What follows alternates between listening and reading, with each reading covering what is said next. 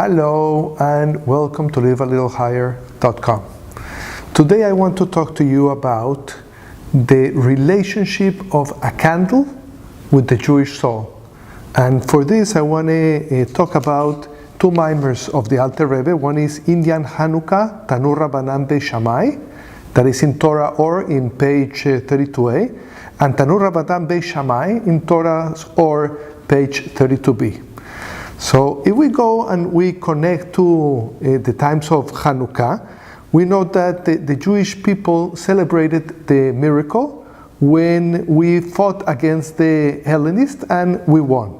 We know that the Maccabees, after that, they went looking for pure oil and they found the oil and they were able to go into the Bet HaMikdash and light the menorah, and the menorah lasted for 8 days. So this was very impressive.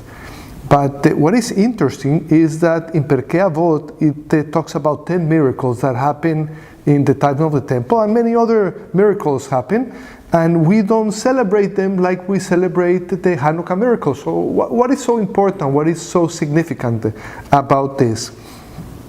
And also, if we're going to be concentrated in celebrating the Hanukkah miracle, why do we celebrate it by lighting candles, lighting menorahs? You know, normally what we do is they tried to kill us, they couldn't kill us, we celebrate, let's eat. That's what we do. So the interesting thing is that normally what we try to do is we try to celebrate with exactly what they tried to do against us. So they tried to kill us. So we go, and since they were hurting our bodies, they were going to put us to death, we go and we celebrate by eating, by nourishing our body. So here the Hellenists, they didn't want to kill the Jewish people. They wanted to kill the godliness within the Jewish people. They wanted to take away God from the Jewish religion and just say, you know, it's nice, study the Torah.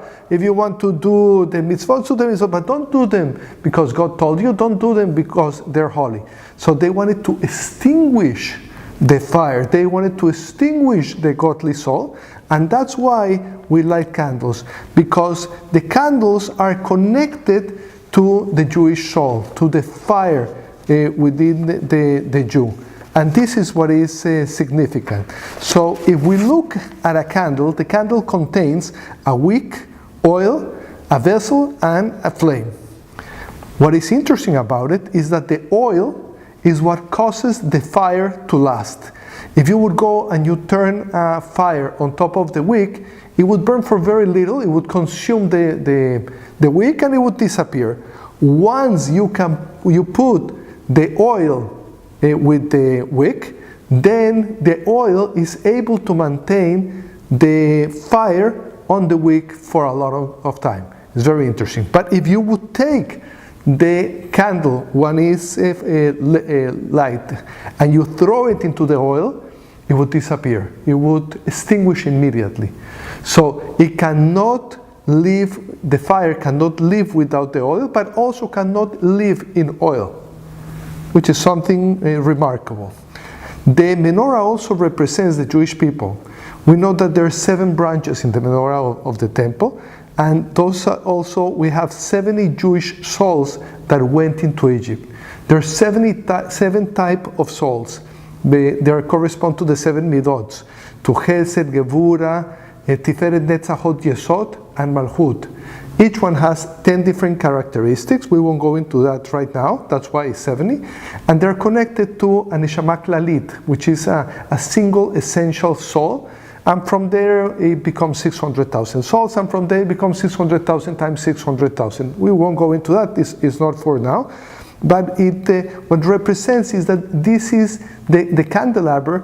It connects to the essence of the Jewish soul. It comes from a single a piece of gold, and from them it opens into all this amount of different souls. So it says in a verse, it's very interesting, it says, Ner Hashem Nishmash Adam.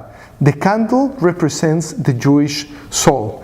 So a soul is a godly entity that has become a creation, and now that it becomes a creation, it feels separate from Hashem.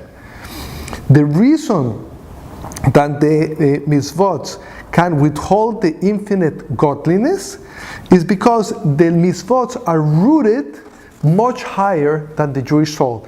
They are rooted in a place called Keter, crown. It's connected to the will, the desire, and the pleasure of Hashem. And since they are in a higher place, they're able to bring godliness into the world.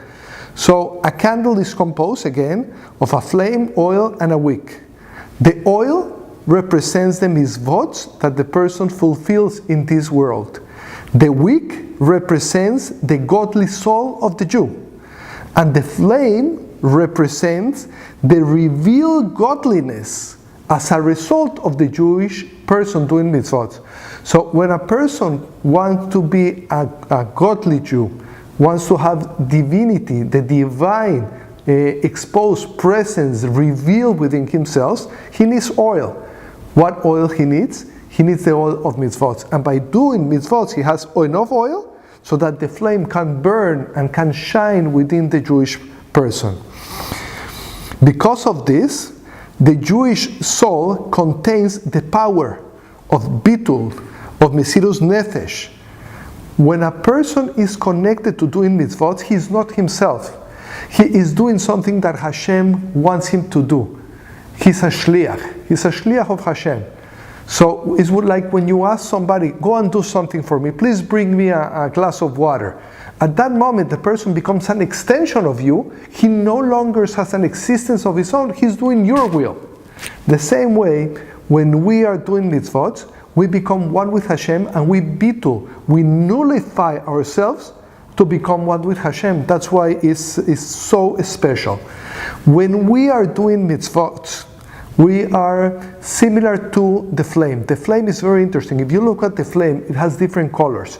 It has a darker color going to black, and a very white, yellowish, and sometimes in between a blue color.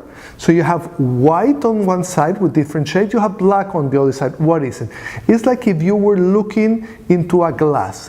When you look into a glass, you can see through the glass without a problem. That is the white color of the flame, that is the white yellowish. And the other one is when you're looking into a mirror that is glass and it has silver and you cannot look through. And that is the dark. So the white is when the godly soul has no challenge to do mitzvot.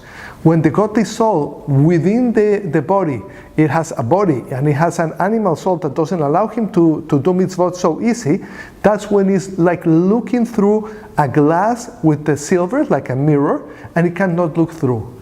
But it has an advantage. The disadvantage is that it cannot look through. But the advantage, it can look to the back. It can see what is behind him, something that when you're looking through a glass you can never see. So by putting the Jewish soul inside the body, you are achieving something that the godly soul could not do by itself, only when it's inside the Jewish body. That is the beauty.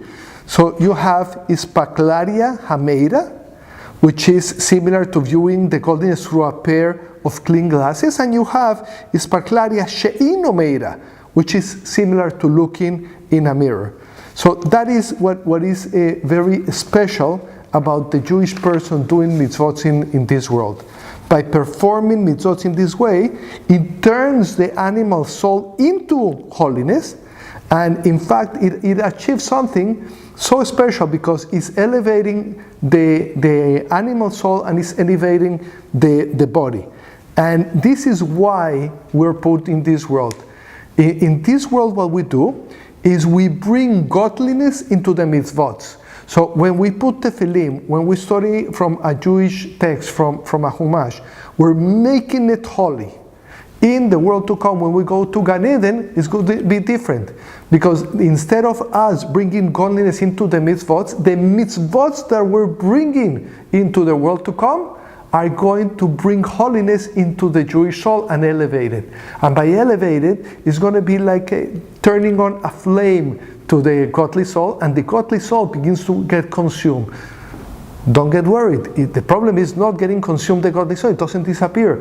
It becomes closer to Hashem. It becomes one with Hashem. And that's our goal, because that's the biggest joy that we can bring to Hashem. That's the biggest joy that we can bring to the soul, is to reveal godliness in its maximum potential.